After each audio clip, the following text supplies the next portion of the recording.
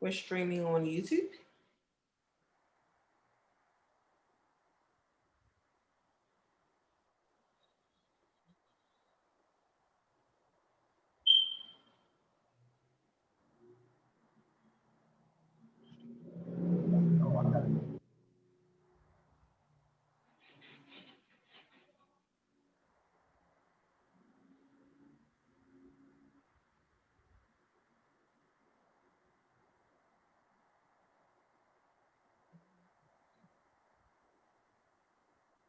Oh,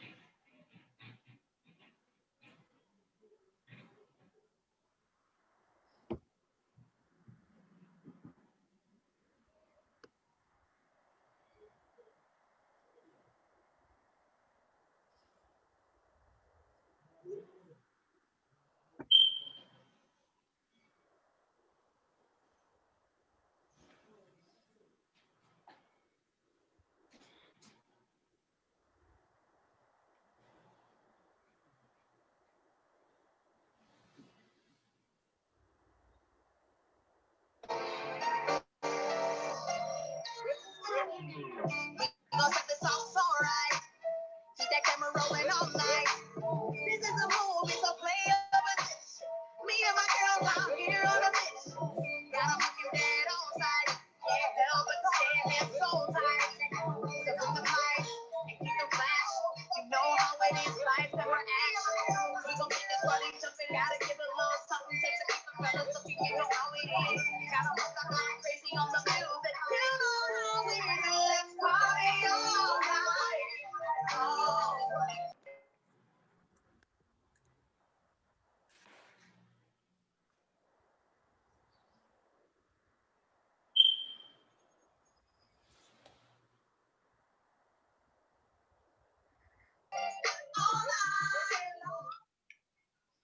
Yo, what's going on, everybody? It's the Love Show. We ran into some technical difficulties. Nevertheless, we are here, ready to rock and roll. Yes, pay attention to it. We on. Yo, what's going on, everybody? It's the Love Show. We ran into some technical difficulties. And you hear the back. You hear that backdrop. Ready to rock and roll. Yes, pay attention to it. We on. Yo, what's going on, everybody? It's the Love Show. We ran into some technical difficulties. And you hear the back. We're hearing the triple up right now. Yeah, hold on. right. We're going to continue to have technical difficulties. Okay. No, we're not. There we go. All right. Nevertheless, sorry about that. Listen, we here. It's the Love Show, man. Like and share. We had to do it a little different. The Zoom likes to act up here and there, but of course, I have lovely people and we got lovely topics to talk about. We got lovely news and some somber news coming up today. So make sure y'all stay tuned, stay focused. We here. All right. Like and share the show. I got Elena, Feed the People, Vitamin E, Fields in the building. What's going on, Elena? Hello, everybody. Happy Friday. I'm happy to be here once again with you guys. Shout out to all our weekly viewers, all the people that support us. You guys mean a lot to us. Shout out to everybody. And I want to say hello to our new viewers today. So get into it. Absolutely. Shout out to Letitia. Letitia, my sister Gunner, second to none. Hardison, what's going on? Hey, hey, people. Happy Friday to you. Let's get into these topics. All Let's right. go. Frederick Wilson II, what's up? We here. It's another week. Another week. Glad to be here with my lovely co-host, my lovely family. Yeah, let's get into it. Let's get into it. All right, well, let's get into it, y'all. Y'all know what it is. Let's go. Y'all kicking off the show. Y'all tell us how we roll. We following y'all today. All right. Well, we would definitely be remiss if we didn't mark on the passing of Ruth Bader Ginsburg. She passed at the age of 87 from complications to pancreatic cancer. A big blow to a lot of people for a lot of different reasons. Definitely her work with equality, especially in the realm of women's rights and women's equality, is something that can never be overstated, and should definitely never be understated. Um, and then obviously, with that seat being vacant in the midst of an election year, there's a lot of mixed emotions out there right now about what's going to happen next with the country. So, but yeah, we definitely need to park on that. Um, Ladies, any comments y'all want to throw on out there about Miss Ginsburg? Yeah, I mean, for me, we're definitely losing. We've lost a champion for equality. She was definitely someone I looked up to growing up as a girl with legal aspirations. She broke down a lot of doors and a lot of barriers for women, and did it strong in maintaining her femininity and being a woman. So she will be greatly missed. Absolutely, Yeah, I absolutely. just want to follow up and just say also, um, she's very inspiring. We all can learn so much from her. And she definitely left a significant legacy behind me. So she truly will be missed for sure. For sure. I mean, absolutely. I mean, a couple of key things. Those of you who remember the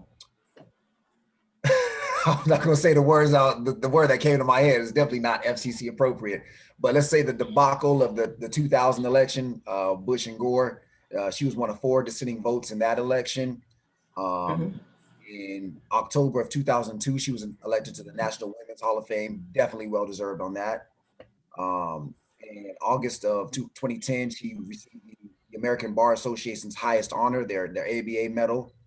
Um, on August 31st, day after my birthday in 2013, she was the first Supreme Court justice to officiate a same-sex marriage, which, again, a significant portion of the population, whether you're a member of the LGBTQA plus community or not, just if you were on the side of equality and rights, because that's the thing. I mean, as we all know, something doesn't have to affect you for you to understand what's right and what's wrong. So in this nation, Absolutely. we are constantly told that all people are created equal. That's a huge deal for that community, but as well as just people in general, just to show that the evolution, to show the evolution of America, but then also to highlight, look, that was what I said. It was 2013, so 7 years ago. So it wasn't that Mhm. long. Um, Mhm. on a personal note, I mean, I have a lot of respect for this woman. Um, those people that know me personally know that the issue with Colin Kaepernick and the anthem protest is always a hot button issue. As a Niners fan, is definitely ground zero. As Mhm. a black man in America, it also hits. Um, so in August of 2016, her initial, giving an interview about she was doing an interview for her upcoming book, and she stated that it was really dumb for Cap and others to refuse to stand for the anthem, but I wouldn't lock a person up for it. And when she heard that, obviously it rubbed me the wrong way. But the thing that I had to give her credit for is, probably not too long after that, she was like, because Cap's initial reaction was he was disappointed to hear a Supreme Court justice call a protest against injustice and oppression stupid and dumb. But right after that, she was like, you know what? It was inappropriate and inappropriately dismissive and harsh, and she was barely aware of the incident or its purpose when she was asked about it. So basically, this was somebody who was asked about a situation she didn't really know about. She made some initial comments, and when she became educated on the subject, she went back. And when you know better, you do better. So I definitely had Yeah. personally, Mhm. that was a big moment for me. But I mean, for the work that she's done for equality and for women's rights, again, like I say, as a man, a lot of things they don't affect me directly, but just as a side of right, as a person who lives in a society full of, Yes. I don't care who you are, you have to be on the side of advocating for a significant portion of the population to get what is owed to them. So Mhm. tremendous amount of respect for this woman. Like I say, her passing is just as a person is going to be huge, but then from a political standpoint is also going to be huge with her being a you know more liberal voice on the Supreme Court. So now we have this issue: should Trump fill the seat immediately? Should they wait? I think it was something like 22 out of 29 times that this has happened, and the president has filled the seat immediately. My thoughts on it are as the political climate in this country changes. I don't know if we can necessarily go with that. I think there needs to be something put forth that's concrete that says, you know, especially in a position like this, when it's, you know, what are we, 50 something days from an election, should that president be able to put somebody in the seat, a person who could likely not hold that job in 2 months, should they be able to fill that seat? And No, that's the debate. And I know it's been done in the past, but again, the climate of politics has changed. So I don't know if, you know, if the status quo should maintain, or if we should change the status quo. What are y'all thinking about that? I agree with what you said. I agree with It's you. too short notice Yeah. to throw anybody in the position. Absolutely not. We have too much on the line. Too much is at stake, you know, with the elections coming up. Absolutely not. And then what we just went through a few years back with Anton Scalia. I feel, yeah, because I just feel like, you know, there have been some presidents on their way out, a seat vacating, and they pause. They don't make that decision. They let the incoming president make that decision. And I think that's the courteous thing to do, but courtesy doesn't always transcend among, you know, people the same way. But no, I absolutely don't think that going out, you should be making a decision as such, especially when Critical. you're Yeah. your presidential your whole seat is questionable, Right. especially, I mean, he's been impeached, so I with that mark, I don't know that I feel that he should be making that decision. That's any president, in my opinion. And then, Go ahead and say it. Go ahead and say it. Your president number 45 got mental health issues. 45. He should be making no decisions whatsoever. I mean, not to pile on the president. I think for those of y'all that have been watching, y'all pretty much know how we kind of collectively feel about President Trump. But I mean, like to your point, Letitia, like, you've been impeached, which does not, like, let's keep it real. Like, if you were at any other job and you look at your job performance record at the end of the year, like, so back in March, we was about to fire you, but we were not able to for whatever reason. But you did some things that warranted termination, right? That brought that up. But then also, like, let's keep it real. If you look at the people that he's placed in cabinet positions, like, how many of them have been removed, have had to quit, so you don't have the best track record. Are arrested. Right. Like, for real. The people you choose, you don't have the best track record. So I have to question your judgment on this. Now, to be fair, here's the thing. You are running for re-election. If you win your re-election bid in November, then you absolutely, as the sitting president, will choose that person. So, Exactly. I agree. Win the election. It's not as if you're leaving on your second term and you are about to be out. Like, no, you're just running for re-election. So if you win in November, on November 3rd, on November 4th, you could be like, all right, boom, here's my nomination. If you win that. I don't know. I just think, you know, and in the past it's been done. And obviously, you know, my past is only 4 decades, and it's been done a lot before. But it just seems like with this political climate, with everything so us and them, it just seems a lot more crucial. Because I mean, look what people have been talking about this woman for the past few years. Everybody talking about, oh, the fate of this country. Oh, RBG, she can't die because if she, like, when it's that much at stake, I think we need to make policies that just a blanket policy. So that way it's no, like, it doesn't benefit this side or that side, just the policy. Exactly. If a seat becomes vacant X amount of time previous to an election, then that seat will remain vacant until after the election. That's a standard policy. And then, like I say, whoever becomes vacant or whoever's the president, what happens, if it's the Republicans, the Democrats, Libertarians, whoever, it's just a blanket policy. And for all those people that are like, well, we've always done it this way. Well, guess what? That's called the status quo. Status quo's change. Because I know y'all don't want us to shake it up. Always do that we had to get rid of. Because, you know, but yeah, it's just, it's going to be interesting to say the least. It's going to be interesting.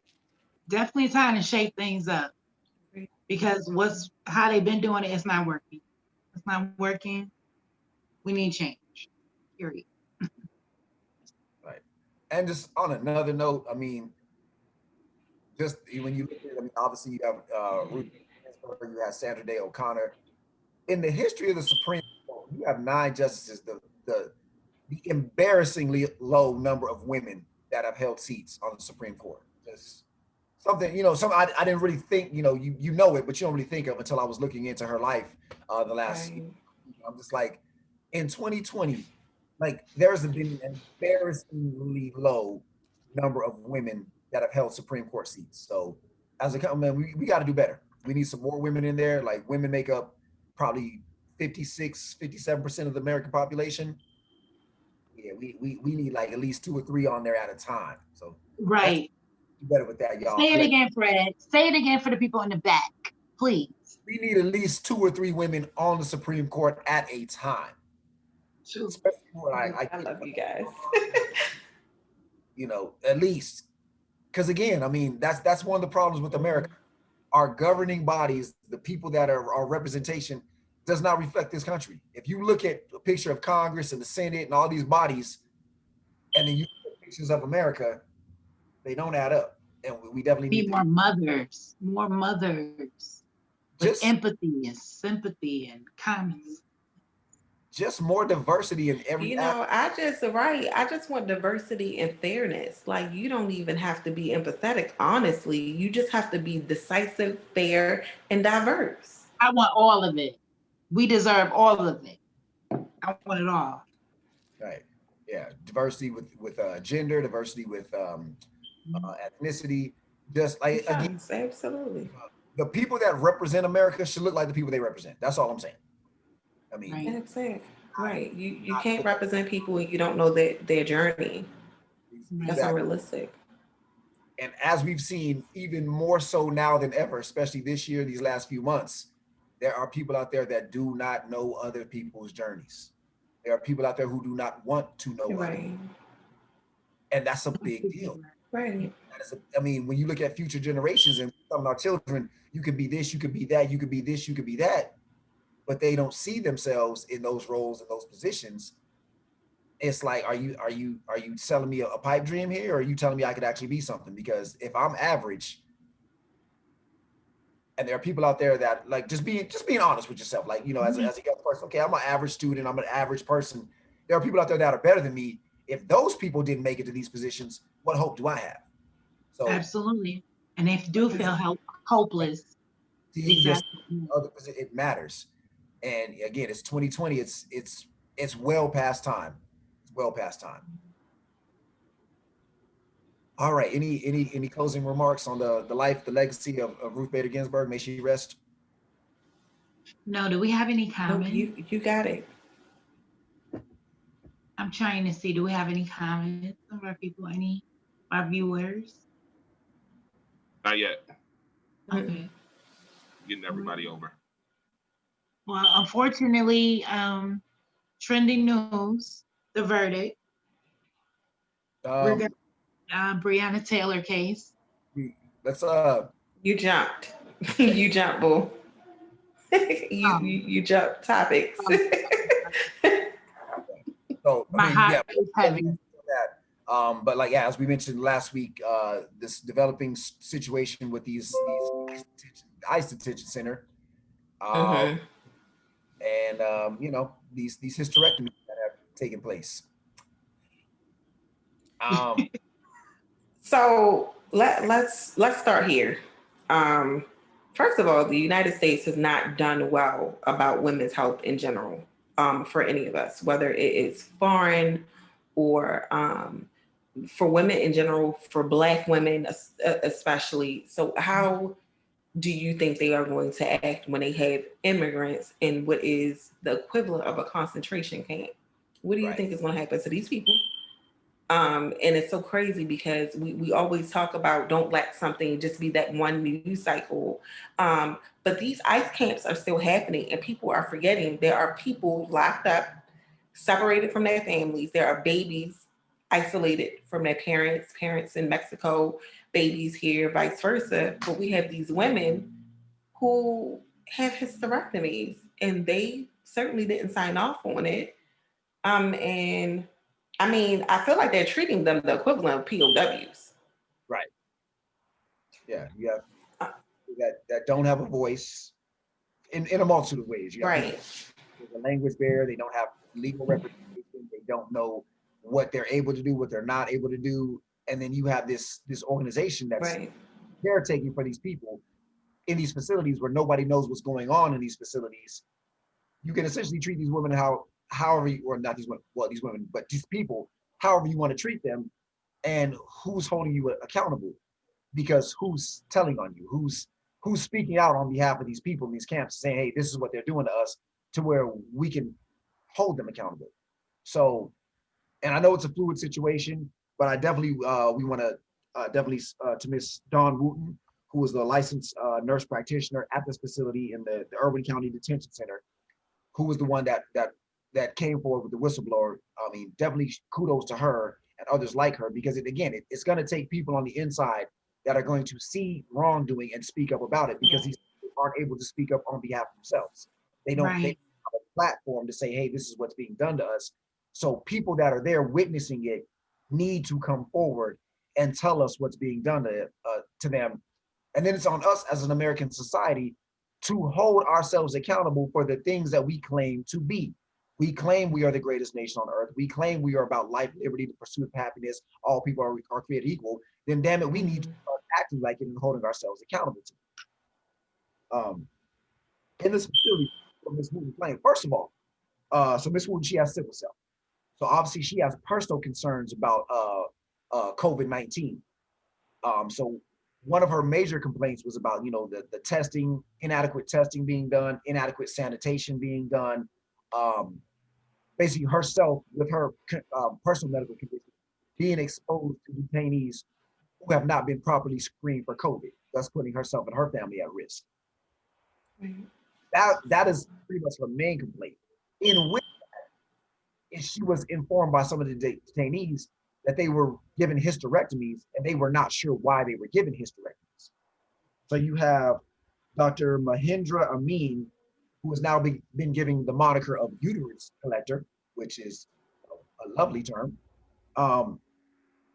So the whole thing is, they're claiming that these women were given hysterectomies over cancer concerns. Oh, we found cysts, oh, we found this, we found that. But yet the documentation, the testing, it doesn't add up. Women were told that they had, oh, well, you have cancer concerns, but there was no biopsies being performed. Hysterectomies were being done. And then, oh, well, you have cancer concerns, they do a hysterectomy, then they do follow-up testing, and there's no cancer present. Now, again, Letitia, as you mentioned, this is America. This is not a new thing. Between 1997 and 2000, unwanted sterilizations were performed on approximately 1,400 women in the California prison system. In the 60s and 70s, more than 100,000 Black, Latino, and Indigenous women. Now, notice what demographic was not included in that. Probably just a coincidence, but hey, were forced or coerced into sterilizations. There was a steep decline in childbirth for Native American women between 1960 and 1980, as reported by census numbers. So this is not new for America in the vein of women, and in the vein of just medical treatment of certain people. This is not new. We all know about the Tuskegee experiment, the smallpox blankets for Native Americans. So America has a history of this. This is not an isolated incident. America has a history of taking the voiceless, the marginalized, the oppressed, and using medical tactics to further whatever agenda there might be. Yeah. Oh, Sister Gunner, you over there deep in thought. I know you about to hit us. I'm waiting for that hammer to drop. I just feel like more women should be outraged. More women should be outraged. More women should be involved. We have to be mindful to not be distracted by how they try to distract us in the media with BS and things that do not matter. But it's no secret. It's been going on since the beginning of time. Women as a gender, like, we are disrespected. We're not valued anymore. And we're not protected anymore. We are looked at as weak and the prey. So that hasn't changed, unfortunately. And it hasn't changed that people are not doing enough, especially women. More women should be outraged more than men and seeing what can we do to stop it. Hysterectomy, like, that's our womanhood. How dare you? snatch that from us and take that from us. How dare you? That's like taking them men. You're like taking away your manhood. That's a straight violation. How dare you? That's beyond, that's deep. Like, that's demonic on a whole nother level. So I feel something needs to be done and more people need to speak up. There should be a bigger outrage. There should be more noise about it. That's how. Yeah, I mean, it's like a common theme that we've had over the past month on this show is we're sitting here, we're watching this country go down this path, and it's just like, do we not understand the phrase "nip it in the bud"? You know, you gotta get things before, before the problem gets too big. Like as when we talked about, what was going on in the Northwest a few weeks ago with, these agencies coming together and forming these dark agencies and taking people up. And now we have, as Letitia talked about, essentially concentration camps where we have human rights violations being exposed to the point where worldwide organizations are taking notice and looking at the United States like, yo, what's going on over there? And I mean, I'm gonna say it. I'm gonna call it. We keep it 100 here. Like the problem is that in this country, the people that make the laws, the policies, the systems that set all this up are not people that the victims look like. It's not happening to people that look like you. It's not your mother, your daughter, your brother, your sons that it's happening to. So there's a level of apathy because it's not happening in your household. Mm-hmm. But what you don't realize is if, and again, I know this goes into the realm of conspiracy theories, whatever, if there is a bigger agenda coming down and they take out people that don't look like you first, when they get to you, that train is already unrolling. It's unstoppable. You have to care, as we talked about with Ruth Bader Ginsburg, you have to just care about the right thing for the sake of it being the right thing, regardless if it hits close to your household or not. Thank you, Fred. As a person, man, woman, as a person, when you see people who do not have a voice in a situation where they are potentially being taken advantage of to the fact of having their womanhood removed, I don't care if you have a uterus or not. As a person, if you do not know whether or not that is right or wrong, you need to abstain from life. Like you need to go sit down somewhere and not participate in anything. If that's something you can't figure out on your own, if that's something that should be done or should not be done, then you need to just alleviate yourself from society. But if you know it's wrong, regardless if it's your wife, your mother, just somebody, and you know it's wrong, you can't just sit by and be like, oh, well, that's a shame. That's unfortunate. That's terrible. No. You're part of the problem. Period. So here's the thing, guys. I'm gonna approach this from a very dark place for me. We're talking about a country that required a woman to get the permission from her husband not even 40 years ago. That issue went before the Supreme Court sometime in the 70s. You had to have your husband's permission to sterilize yourself for hysterectomies. So are we really surprised? Are we really surprised that in these United States in 2020, that they would dare to just take a woman's ability to speak for herself? Right. How many Black women get subpar care? Especially subpar women's care in 2020. That happens often. Mm-hmm. So now we're sitting here, we're talking about these poor women who have no advocates for themselves, who cannot speak for themselves. And I'm sure they didn't explain anything. I'm sure they didn't explain anything.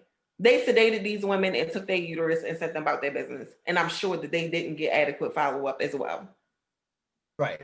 So are we really surprised? Because I said this when we had the whole conversation earlier in the season about the ICE camps in itself. We're barbaric as a country to do something, to rip families apart like that. That's barbaric. It's inhumane to take a woman's child and she not know where her baby is, to have a baby, not have anyone they love who is familiar around them. Can you imagine these young children being in these concentration camp type situations and no one's loving on them? So are we really surprised that these barbarians would snatch uterus from women and not care? I'm not surprised, but I'm appalled. I thank God for the whistleblower who said something. Yes. Because then we wouldn't know. We wouldn't know. Yes. We need more. But here's the thing. I didn't realize it happened until last week when Fred dropped into our group chat. Are we going to talk about this? Yeah, so that wasn't even mainstream news. How was that not mainstream news? I've seen snippets of it up and down my timeline, but they're like Elena alluded to, like there is no, like this should be top. Right. It's not mainstream news. Nobody said, hey, hold, stop the presses.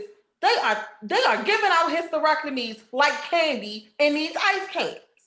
Because that's what's happening. Then, right, had a whole Oprah moment. Right, just you know what I'm saying? And then girl, Mexico, you don't need that. Girl, you don't need it. We just gonna take it. You don't need it.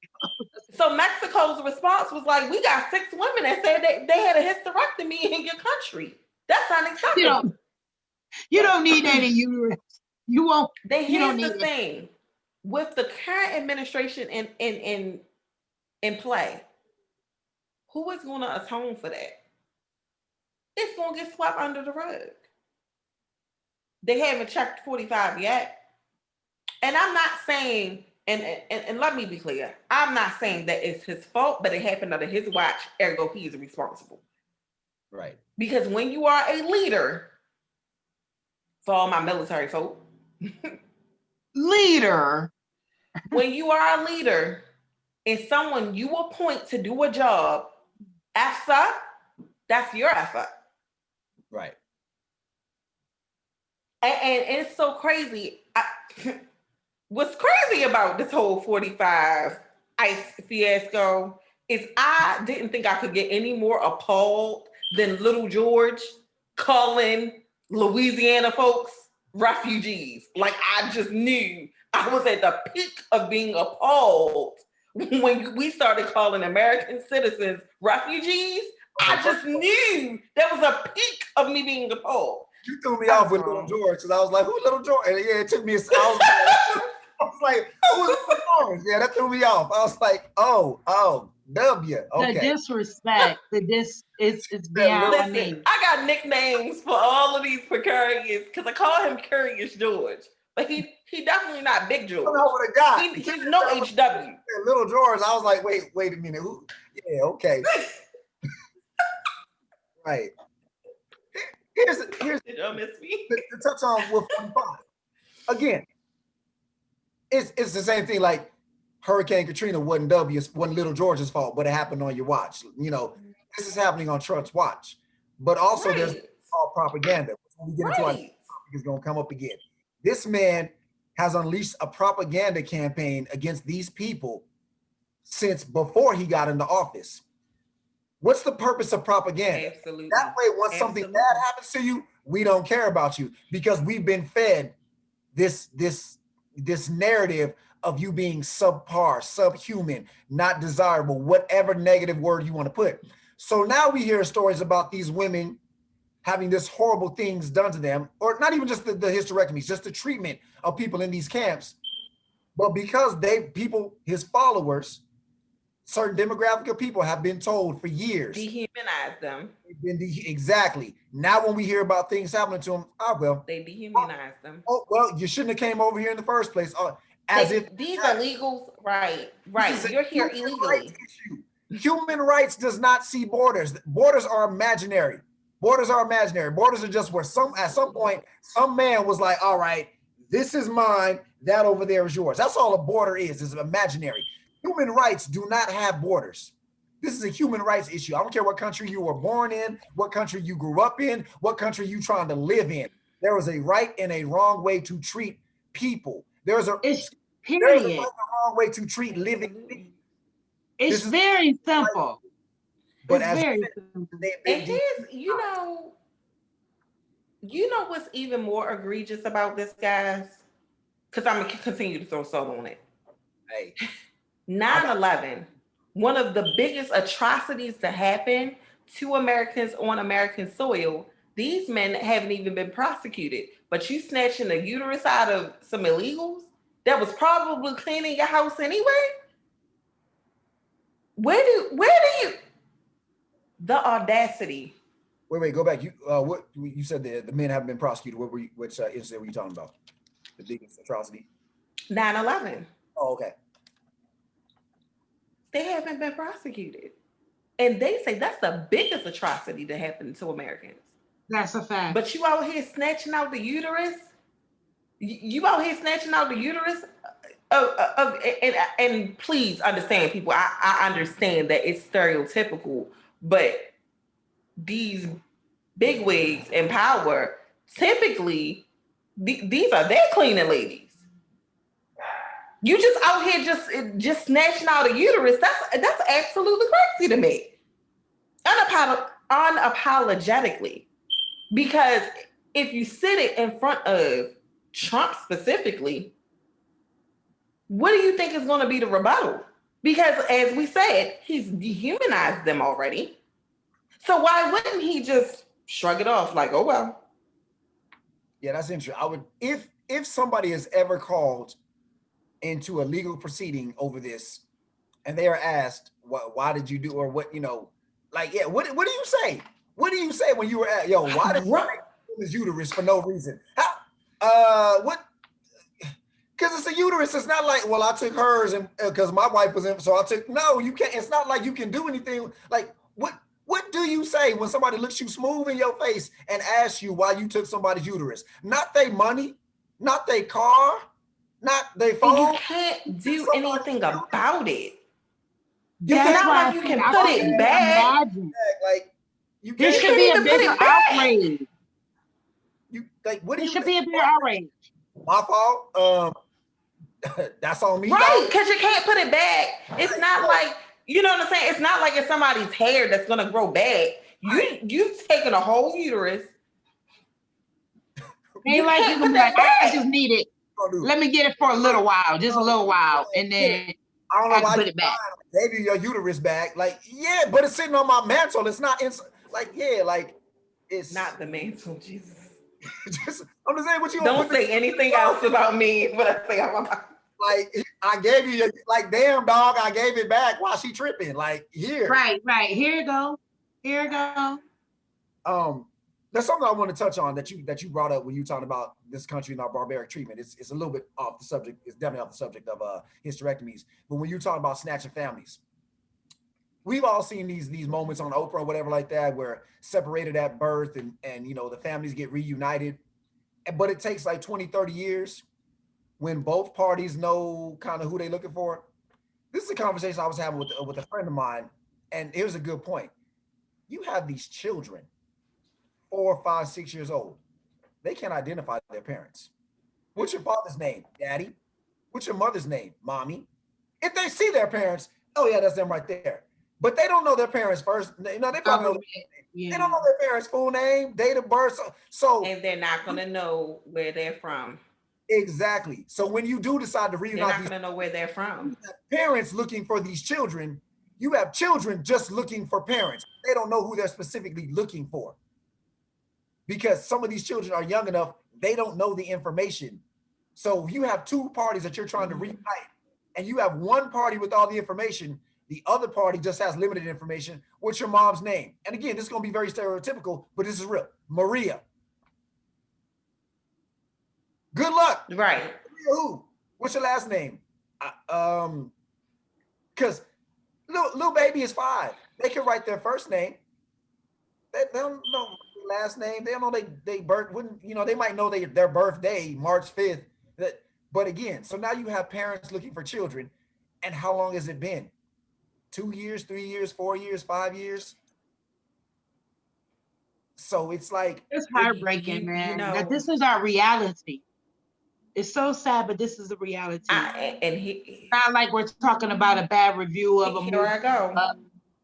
or, you know, a Right. television show that was just horrible. This is real life in real time, real families. it's I'm just, it's a glaring indictment And here on I go. it is a glaring indictment on this country. And again, we've always seen these things like, you're in history class and you read about, all these atrocities that took place in the past, the Holocaust and slavery. And it's, oh, well, how could people let this happen? And what would people do? Oh, well, if I was there, I would have. Well, here, you're here now. And you're showing us exactly right. what it is. Because the problem is there's a lot of people in this country that think that they're better than the people that watched the Holocaust, Mm-hmm. that they're better than the people that watched slavery and everything like that. And I'm sorry to tell you, but you're the exact same. You're the exact same because your level of apathy is the same level of apathy that it takes to watch people be beaten and whipped and sold and then turn around and struggle to fight just to gain humanity. It's the same level of apathy that it takes to watch people put in trains and shipped to concentration camps, shipped off to their death. It's the same level of apathy that you are showing now. Because again, hey, that's terrible what's happening to those Jews, but I'm not Jewish. That's terrible what's happening to those Negroes, but I'm not a Negro. That's terrible what's happening to those migrant women, but I'm not a migrant woman. It's the exact And same. here's the crazy part, because let me throw some more salt. What do you think is going to happen to these children? Because ultimately, they are small babies. And we know there's a particular demographic that loves to go overseas and loves to go out of the country for babies. So do you really think all of these little babies are sitting in these camps? Absolutely not. I am willing to bet everything that these children are being auctioned off to the highest bidder. Yeah. Whenever we hear the reports that Better believe it. lost So children, exactly. you don't lose children. No, no. You lose your keys. You You lose. better believe it.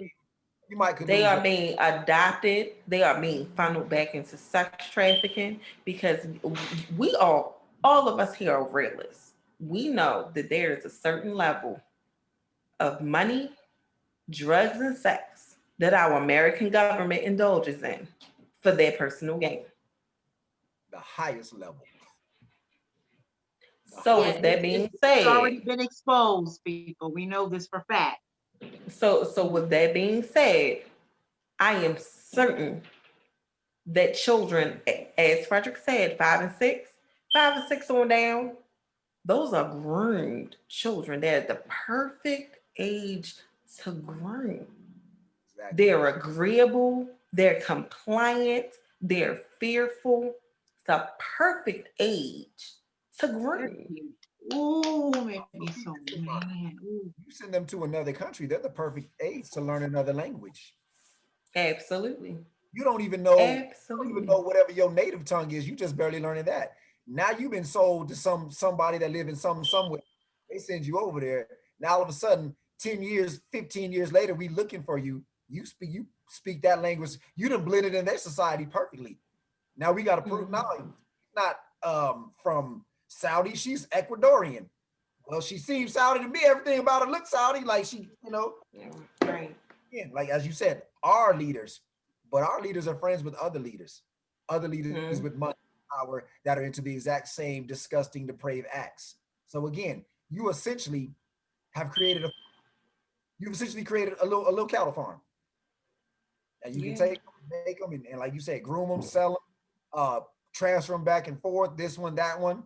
Oh my God, it's making my stomach hurt, y'all. The ones that act up, And I know, but and I hate to say it, but we're in the business I'm of not informing desensitized people. to it. Right. We're in the business of empowering people, and knowledge is power. And you have to understand that there is real evil in this world, ladies and gentlemen. that is Satan got And evil soldiers out and here. and evil comes. Ted Bundy was the perfect example of what evil looks like cloaked in charm. He was handsome, he was charming, he was educated, and he would butcher you to death. I listen, and I know this sounds very cynical. I'm always cautious of real charismatic people because I have to figure out if you're a sociopath first. Right. Like what is your And you know, and look, I say that, and like sometimes I got a tinge of joking, but I'm dead ass serious. As a single woman, when you a little too charismatic, I'm trying to figure out if you're a sociopath. Because if you're a psychopath, I can deal with that. Psychopath, they still have some faculties of empathy and remorse. But when you a sociopath, that's a different classification. You just all the way crazy You don't and don't feel give nothing. no F's about any of that. All right, I'm gonna say this, and this is one of my hot buttons. And as I talked about in personal conversations on my personal page, America is a didn't do nothing. Now let's go back to what you said about Ted Bundy. Attractive, charismatic, intelligent. As a woman, that's what you're looking for, right? Correct. America is the land of the free. America, from the mountains to the valleys to the plains to the oceans. America's attractive, right? America got a little charisma, right? America is everything you're looking for, right? America is the devil. Right. Evil. Look at the evil that America has facilitated, participated, swept under the rug. America is the world's Ted Bundy. And people will say, oh, you should. You don't like me saying that, I'm okay with that. Prove me wrong. Draw you in. Pull you in and draw you in. Is doing, supports. Look at the evil that America does, cloaked in freedom and liberty and space. Like, look, like America is very Ted Bundy-ish. And the problem is there are too many people in this country that 100% refuse to see the truth about this country. Now, are there great things about America? Absolutely. Are there wonderful things about America? Absolutely. I feel the bad outweighs the good at this point. Big picture. Historically, what has America done to itself? Historically, what has America done to other nations? Currently, what is America doing to itself? Currently, what is America doing to other nations? And to sit here and say you love America but turn a blind eye, you don't love them. You are not patriotic. You are just appeasing. You are that parent that sits idly by as their child goes from a little loving kid to the next school shooter, and you are watching the change in your child and you don't want to believe it. So therefore you have put every other child at that school in danger because you don't want to accept the truth about your own child. People in America do not want to accept the truth about their beloved America. Your bad baby. America is Ted Bundy. Now with that, the thoughts and views of Frederick Wilson are those of his alone and do not reflect those on the show. Your baby bad. You don't want to hear, but your baby is terrible, period. Right. You that person like, oh, my baby didn't do nothing. Oh, excuse, look, we just saw your baby run through Target and now everything off the shelf. Okay. Yeah, your baby bad. Yeah. Whew, all right, well. Yeah, I just feel like we have to be more conscious as people. We have to be more conscious and Elena, you said it earlier that you're not desensitized yet, but so many people are taking so much in so rapidly that they become desensitized, and then we're sitting around and we're shrugging things off. Like, what can I do? And then when people are outraged, it's momentary outrage. You know what I mean? It's not something that sits there because, to be honest, like, I've been a rebel most of my life, and not without cause. Like, I might overthrow everybody. Everybody lose their seat. Let's start all over. If you have any kind of political ties, go away. That's how I feel about it.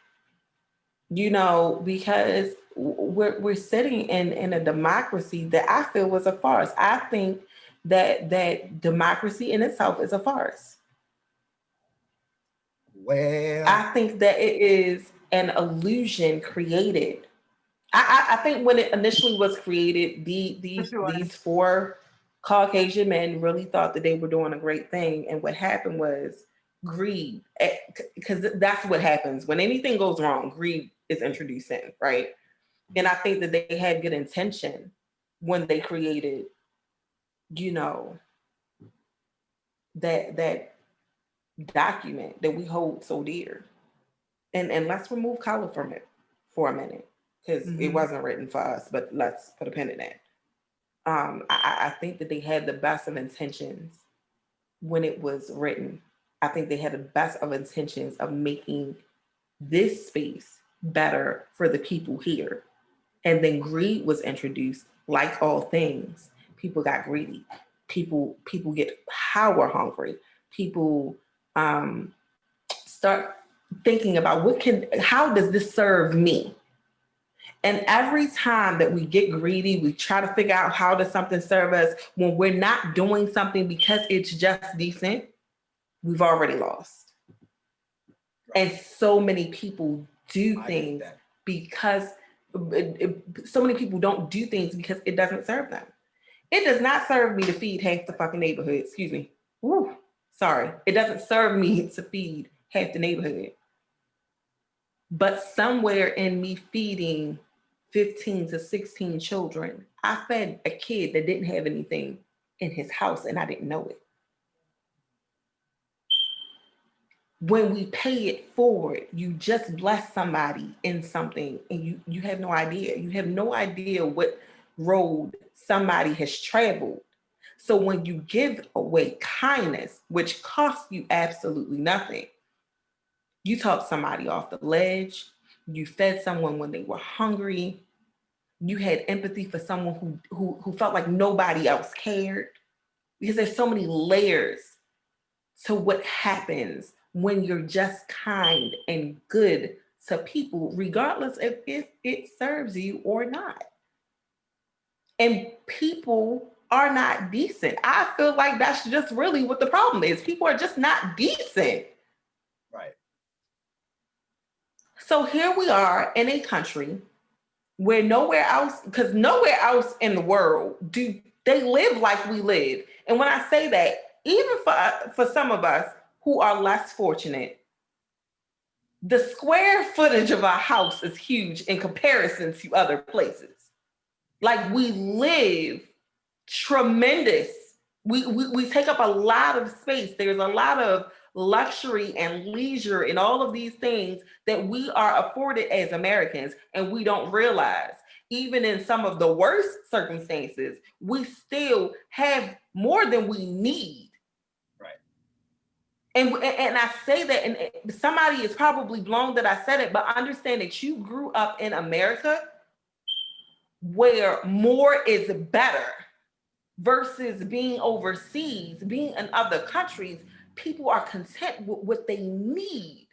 Right. Their home space, they only need space to eat, to study, to sleep, because they're rich in life and love and experience. Right. So just by being an American, we're blinded to the simple things. We don't stop and smell the flowers. We have to stop, and we have to stop breathing that into our children, because that's part of the problem. We're teaching greed and we don't even realize it. Everybody watching this show, if you watch it, watching it right now, when you watch it, when it premieres Monday on the On Point Network, I'm gonna need y'all to watch that part, run it back, watch it again, run it back, show your mom and them, run it back, show your kids. I don't care how old your kids are. Your kids is old enough. If they old enough to understand the word no, it'll seep in. They'll be 15 years down the road when they 15. They'll be like, I heard that somewhere. I don't even know where I got that from. Yeah, because what she just did was dropped it on y'all right there. She just dropped it on right there. Speaking of America, and speaking of propaganda and everything we was talking about, we had a little verdict come down, day before yesterday, whenever it was. First and foremost, shout out in Louisville. Be as safe as you possibly can. I worded it that way on purpose. I'm not going to elaborate on that, but just be as safe as you possibly can. So before ladies, let me ask you a question. Let me ask you a question. So your man come home and you were like, where were you at last night? And he was like, I was with Craig and them, right? And you like, all right, cool. A couple days later, you do the laundry and you pull out the shirt that he was wearing that night and it smelled like Victoria's Secret body spray. And you like, I don't smell like mine. And then you pull out the pants, you empty the pockets, and you found a piece of paper with a phone number written on it, clearly written by a woman. So you go to your man, you be like, okay, remember the other night? Where were you at the other night? And he was like, I was with Craig and them. And you was like, are you sure? I don't believe you. So then your man pick up his phone and he scrolled through some stuff. Then he go to his Facebook and he scrolled through some stuff. Then he go to his Instagram and scroll through some stuff. Then he make a phone call. Yeah, the other night. Yeah, Craig and them. Yeah, I was with Craig. Yeah, remember I was with Craig. Yeah, the other night, Wednesday. Yeah, Craig and them. All right, cool. All right. Yeah, so on further review, I was with Craig and them. What's the chances you might bust him upside his head with a damn iron?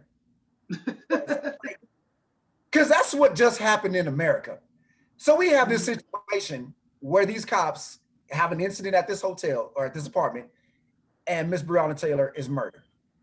And they tell us they was with Craig and them. Then some months go by, and we like, yo, something don't add up. What happened? So then they reopen the investigation, right? They looking through their phone, making phone calls. Then after the investigation, nope, yeah, in fact, I was with Craig and them. Who's stupid here? Who's supposed to be stupid here? So we did not have justice for Breonna Taylor. One of the officers, Brett Hankinson, who was terminated back in June for this incident, has been charged with 3 counts of wanton endangerment over shooting into neighbors' apartments. Basically, you was in there discharging your weapon irresponsibly. Your bullets could have endangered other people. So we're charging you with that. Bond was set at $15,000. But not charging him for who he did. And if y'all remember when we talked about Breonna Taylor on the show a few months back, the biggest question I had was, okay, y'all busted in the house. Now there's conflicting stories. The people in the house say that the police didn't announce themselves. I think there was like one neighbor that after a while said that they heard the police announce. The other neighbor said they didn't. So we don't know whether they did, whether they didn't. Okay, cool, that's gray area. The boyfriend shoots. Some say he shot at the police. Some say it was a warning shot and ricocheted, hit the officer in the leg. So then the officers returned fire, right? And I believe they fired over 20 rounds. Did not hit the gentleman once. Ended up hitting her multiple times, killing her. And if y'all remember, I asked that question, who were y'all shooting at? Because if the boyfriend shot at y'all and y'all returned fire, but y'all didn't shoot the person you were shooting at not one time, that's still a question. And I posed this question on my Facebook, and the answer that I kept getting all of a sudden, because I've been asking this question for months, all of a sudden the answer now is, well, he was hiding behind her because she wasn't sleeping in her bed. Okay, he was hiding behind her, right? So as an officer, you bust in, somebody shoots at you. You go to shoot back. The person that shot at you jumps behind somebody else. So you just start. And you light that person up. So you just start shooting that person that didn't shoot at you. Then, okay, Breonna is a super soldier. She is Terminator, right? She just taking all these bullets. She finally drops. The person who shot at you is still standing there. But y'all stop shooting. Because even if he jumped behind her, and that's the reason why y'all shot her, because y'all was shooting at him, eventually her body is going to fall lifeless on the floor. And that is going to leave the person you were shooting at exposed. At which point he still was not shot.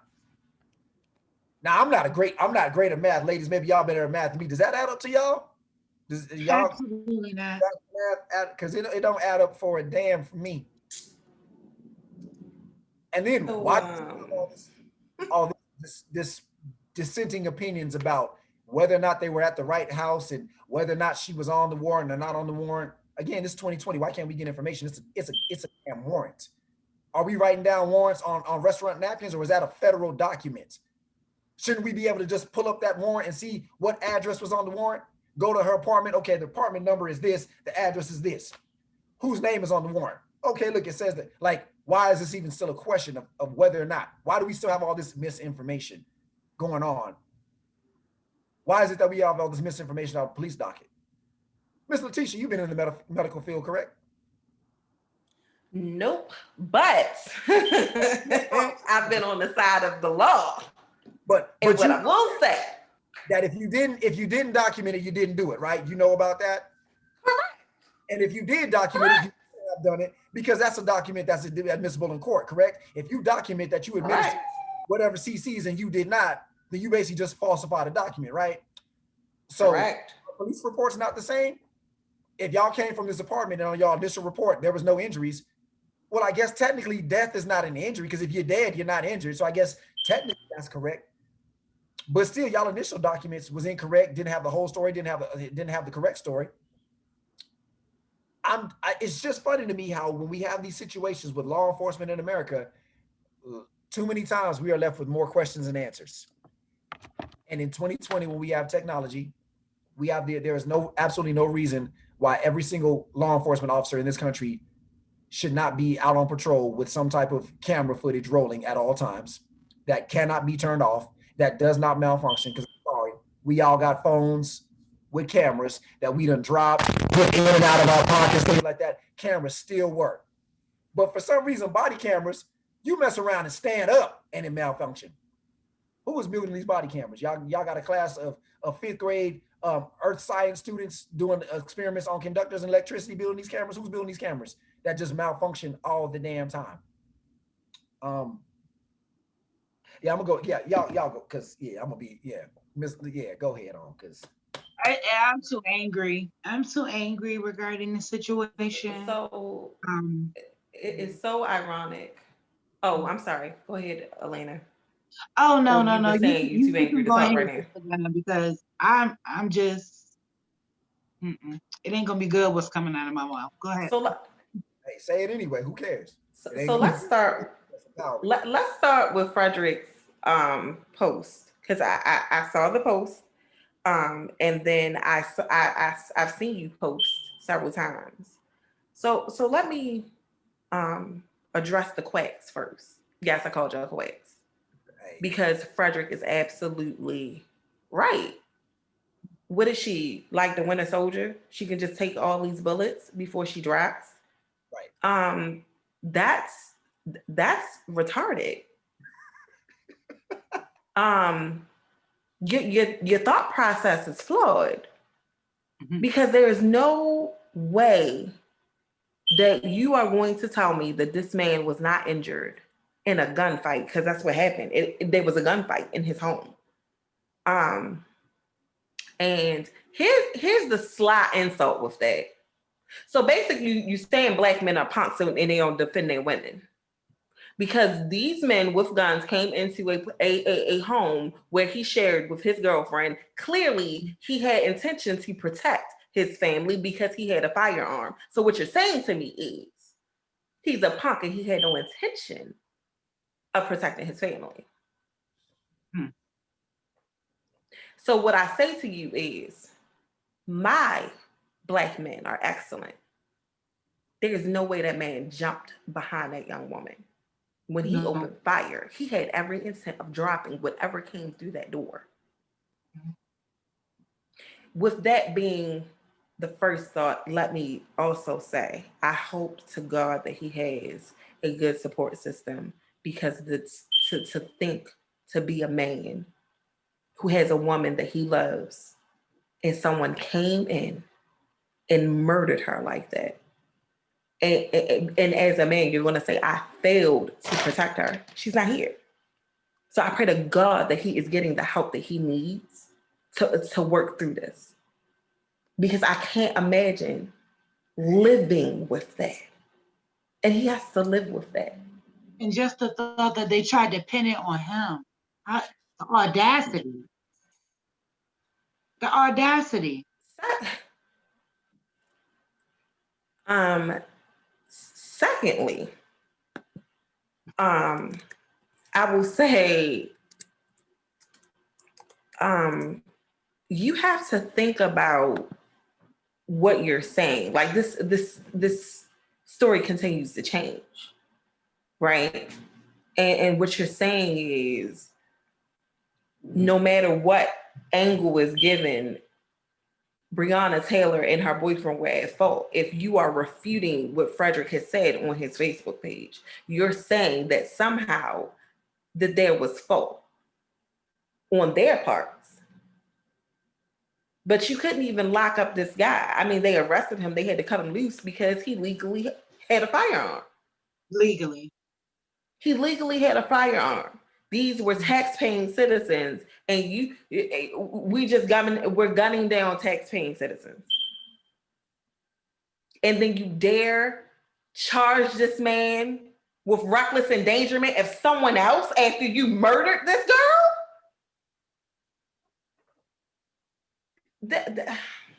I would say it's laughable, but that doesn't even cover how I feel about that. Because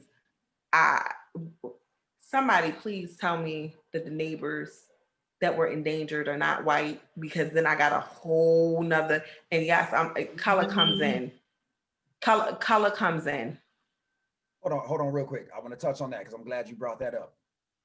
The fact that the boyfriend, Mr. Walker, was initially arrested for shooting at officers, subsequently released and all charges dropped. So for the people that are saying, because when I asked the question, who were the cops shooting at? Because again, they went in there and shot off over 20 rounds and didn't hit the person that we were told they were shooting at once. And so all the people like, well, they were shooting at the person that shot back. Okay, if it was determined that he didn't do anything wrong, your actions were a response to his actions. If his actions weren't wrong, that means that your response was wrong, but then we turn around and you didn't do nothing wrong.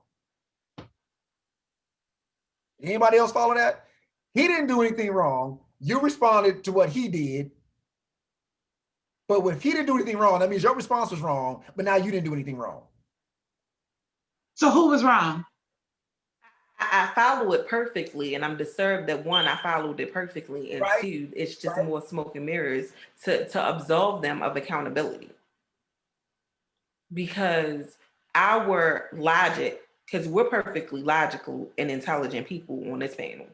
Right. We're not supposed Basically, you're saying that the logic is flawed. The logic is flawed. But isn't that how you prove? Like, that's exactly what happens. Who's liable? So let's remove criminal hate from here, right? And let's take it to a civil basis. You're absolutely liable. Which is probably why the family got $12 million. You started the chain of events that led to her death. That's it. So, our legal system is so flawed. And when I was younger, I wanted to be a lawyer. And part of the reason that I was intrigued is because the legal system has so many loopholes that I could manipulate.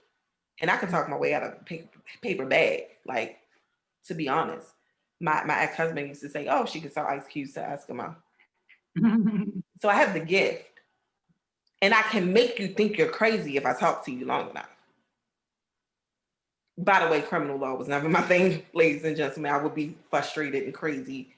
But when you're looking at it from a legal aspect, let me play devil's advocate, because we hanker on the police a lot. So let me, for giggles, take this somewhere else. Let's say the police are not liable, even though we know that they went in there with guns blazing. I'm kind of stuck before we even get there, y'all. I'm stuck on who signed off on this warrant.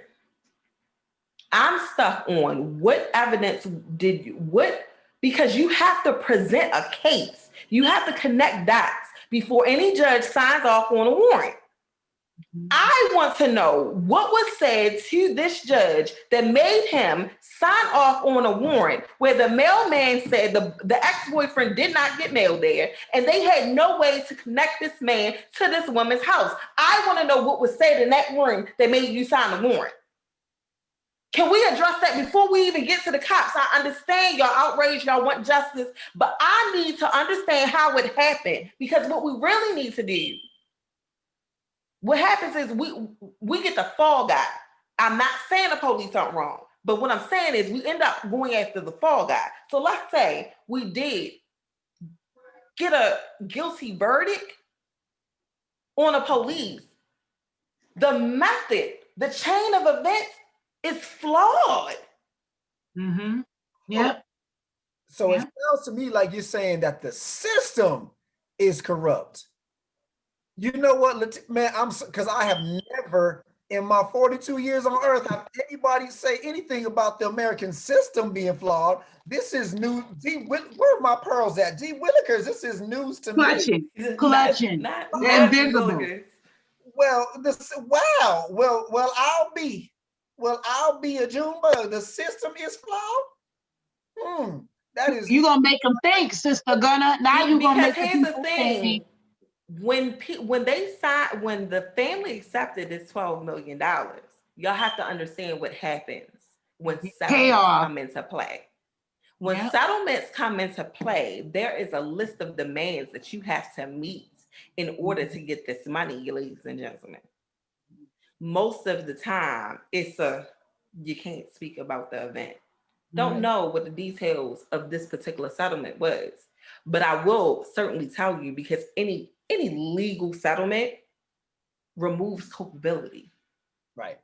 Exactly. That's why I'm upset with the family.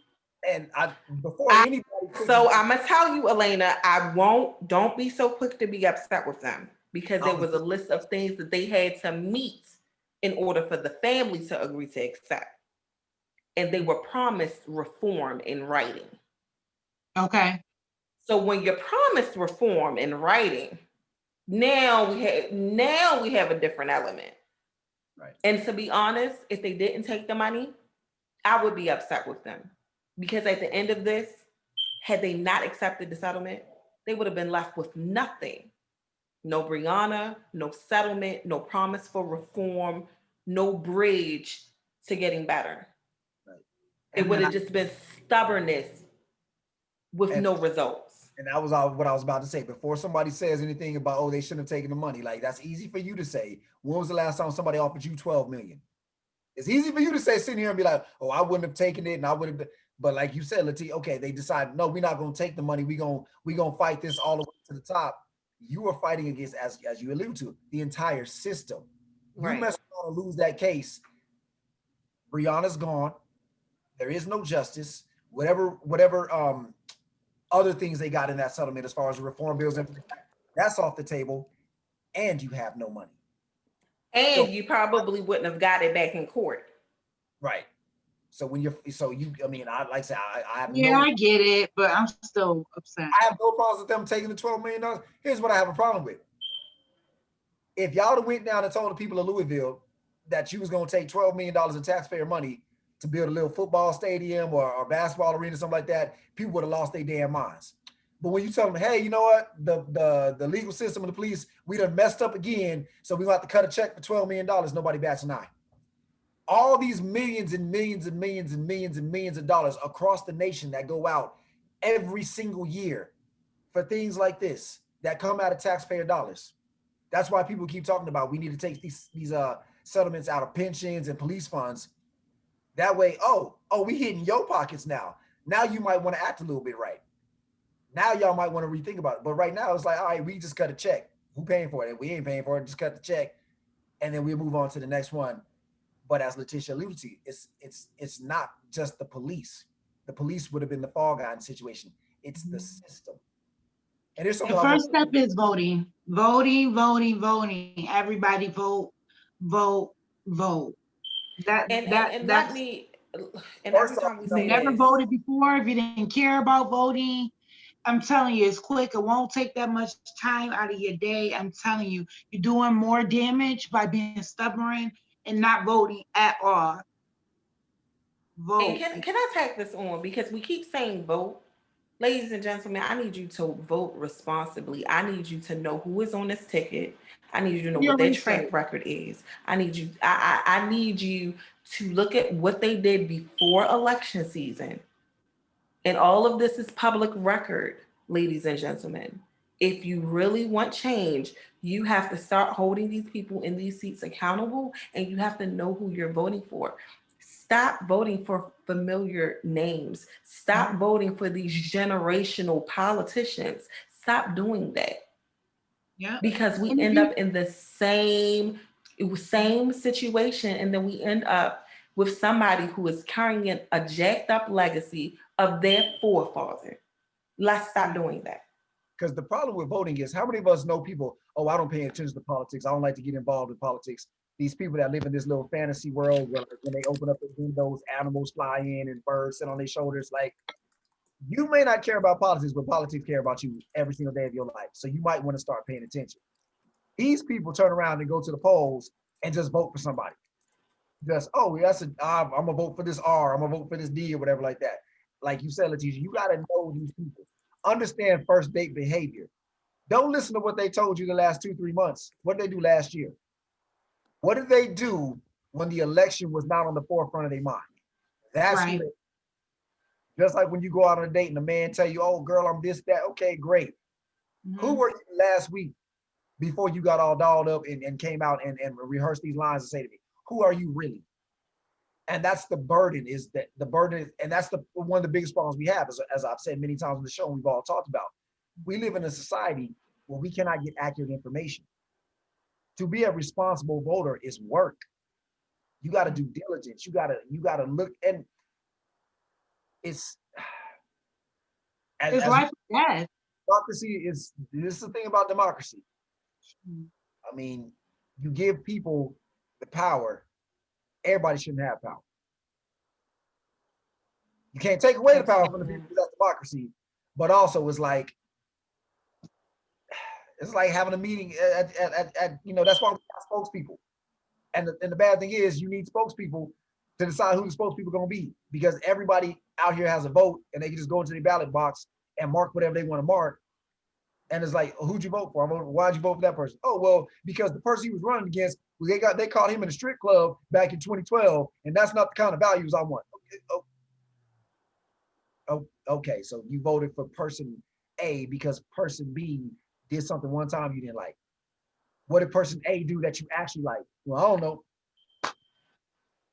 That's why they do this stuff every election season. I've been noticing since I was a kid, when you see these little campaigns. Oh, Mr. Davis, he's not for Nevada. And I'm like, who is watching these commercials and being swayed by them?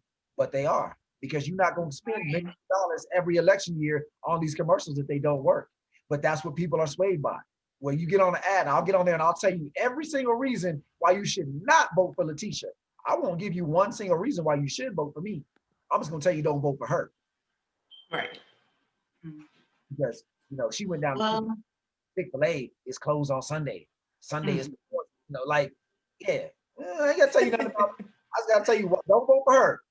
Just like my man Roy Moore in Alabama, he lost out. That other dude didn't win that election. Didn't nobody vote for him. They all voted against Roy Moore because Roy Moore did something that they didn't like. And this other dude just happened to be in a position to capitalize off of that. Now, I don't know how good of that other job that other dude is doing, but let's be clear, other dude, I don't even know your name, but if you watch it, you didn't win that election. Roy Moore lost it. Lord have mercy. You guys, again, just to touch on that and just to wrap it up, we Google anything else. We use YouTube for anything else. Go to your elders. If you're not computer savvy with the internet as far as doing research, go to your elders. Speak to somebody you do know that is very knowledgeable in politics and get yourself educated. Before we wrap up, we have an announcement. We're going to hand the mic over to Sister There's Gunna. a few announcements. For the Love family. Yes.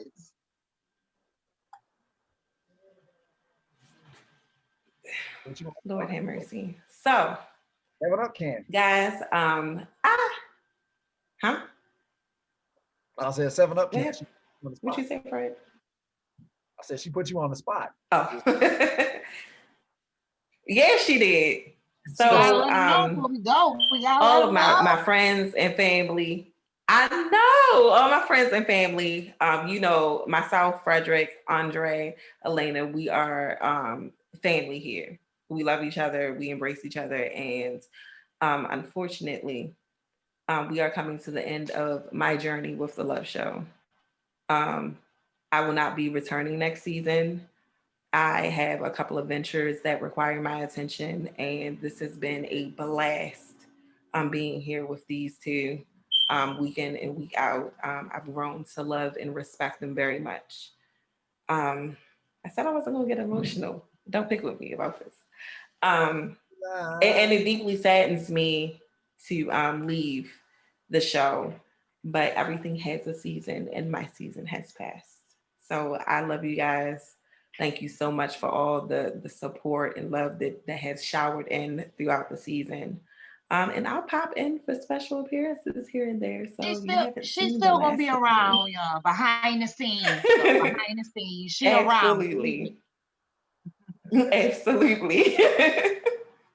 But hold on, she ain't leaving yet because she has one more show, her grand finale One show. more show, y'all. Next One more Friday, show. one more show for the season. Tune in. Let your friends and your family members know.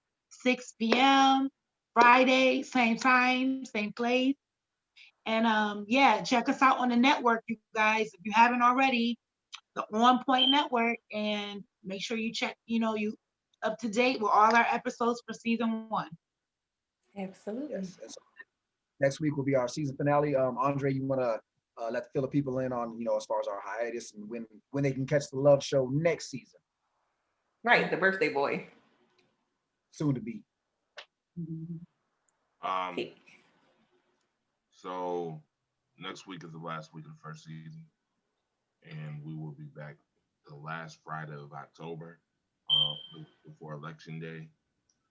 So get ready, stay tuned for that. Don't mind my disposition at this moment. I just want to let y'all know Letitia has been phenomenal, and deserves a lot more than what she gets, but she deserves a lot of high praise and accolade for everything that she's done for Love Show and what she is doing with Rise Up Family. So that being said, this is a sample moment for me personally. So Oh my God, he's gonna make me cry. Don't make me cry. I Yeah. love you. Shut up, Frederick.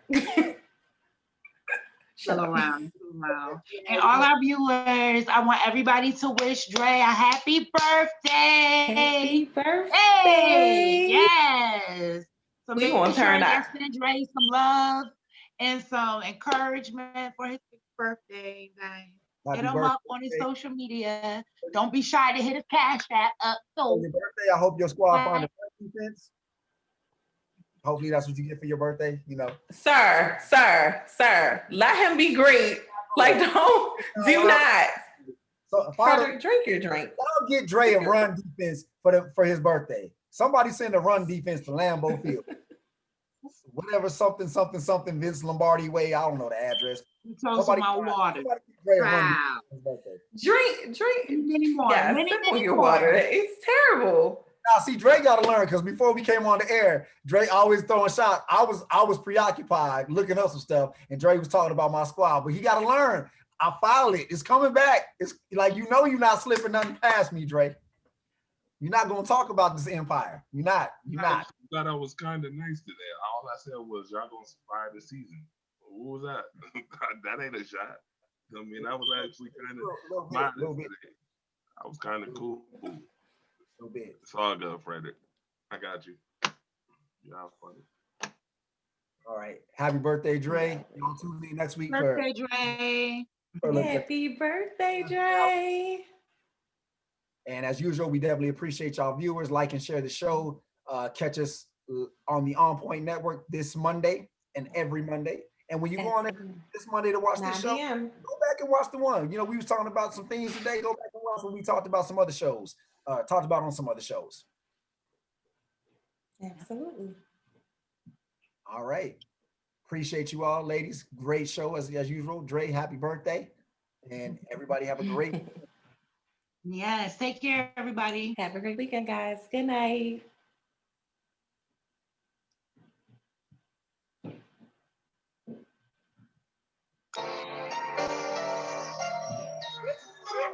He gon' set this off so right. Rolling all night. This is a movie, so play your position. Me and my girls out here on a mission. Got 'em looking dead on sight. Can't help but to stay ahead so tight.